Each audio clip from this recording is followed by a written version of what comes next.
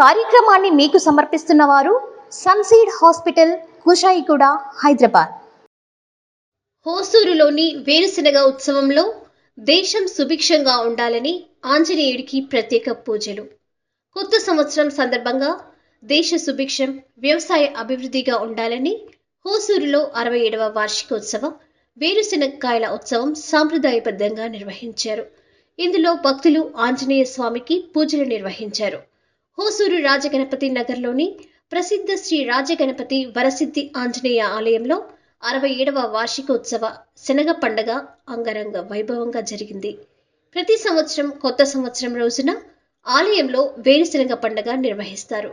ఈ ప్రకారం వేడుకల్లో ఆంజనేయుడికి ప్రత్యేక పూజలు నిర్వహించారు. అనంతరం వేరుశనగకాయల రాశికి ప్రత్యేక పూజలు నిర్వహించారు.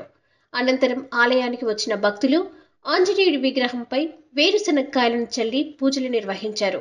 ఈ కార్యక్రమంలో హోసూర్ కార్పొరేటర్ మాధవేశ్వరన్, ఆలయ కమిటీ సభ్యులు పెద్ద సంఖ్యలో భక్తులు పాల్గొన్నారు.